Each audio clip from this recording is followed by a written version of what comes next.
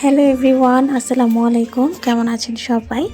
আশা করি আপনারা সবাই খুব ভালো আছেন। তো আজকে হচ্ছে আমি এমন একটা রেসিপি দেখাবো যেটা আম্মার জন্য বানাইছিলাম। আমার আম্মা অনেক জ্বরে টরে ভুগতেছে অনেক দিন ধরে, মানে ওনার মুখে রুচি টুচি একদমই নাই। তো প্রথমে জ্বর আসছিল আমার, তারপর আমার ভাইয়ের হলো। তো আমরা দুইজন এক দুজনের মধ্যেই রিকভার করে ফেলছিলাম, বাট আম্মা রিকভার করতে পারে নাই। ওনার আজকে নিয়ে 13 দিন।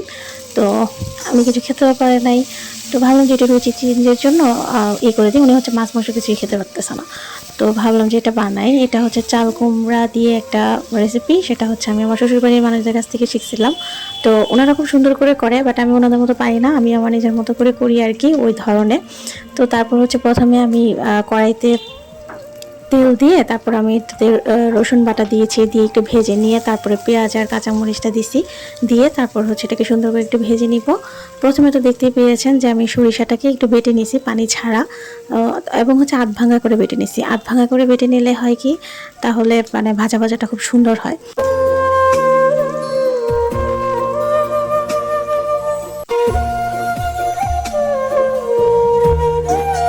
মোটামুটি একটু ভাজা হয়ে গেলে, খুব সুন্দর একটা ফ্লেভার ছড়ালে, তারপর আমি এখানে একটু হলুদ পাউডার দিয়ে দিচ্ছি, আর দিয়ে দিচ্ছি হচ্ছে টেস্ট অনুসারে লবণ। এই দুইটা দিয়ে আমি একটু ভেজে নিব প্রায় 30 সেকেন্ডের মতো। বেশি ভাজলে হচ্ছে কালার চেঞ্জ হয়ে যাবে, প্লাস হচ্ছে খেতেও ভালো লাগবে না, তিতকুটে একটা টেস্ট চলে আসবে। তো এটা দিয়ে জাস্ট একটু হলুদের ফ্লেভারটা চলে যাওয়া পর্যন্ত ভেজে নিলেই হবে। তো তারপর হচ্ছে আমি চাল কুমড়াগুলোকে দিয়ে দিব। চাল কুমড়া দিয়ে ভালো করে মিক্স করে তারপর এটাকে ঢেকে ঢেকে সেদ্ধ করে নিব আর কি, যতক্ষণ পর্যন্ত না 90%-এর মতো কুক হয়।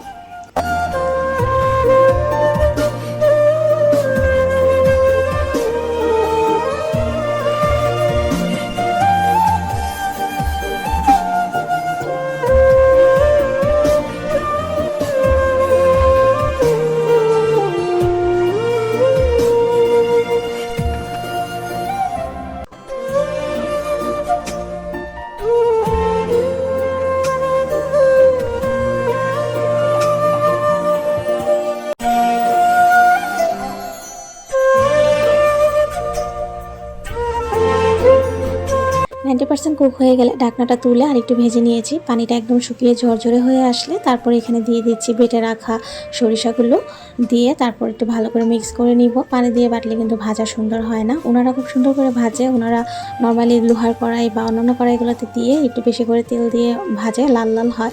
বাট আমি যেহেতু ফ্রাইং প্যানে দিছি, আমারটা অত একটা লাল লাল হয় নাই, অতটা না, মানে লাল লাল হয় নাই আমারটা। মেবি আমি প্যানে দিছি এই জন্য। তো তারপর হচ্ছে আমি তাও মোটামুটি যতটুকু সম্ভব আমি ভেজে নিছি, তেলটা ভেসে আসা পর্যন্ত ভেজে নিছি, এবং আলহামদুলিল্লাহ আম্মা এটা দিয়ে অনেকগুলো ভাত খাইছে অনেকদিন পরে।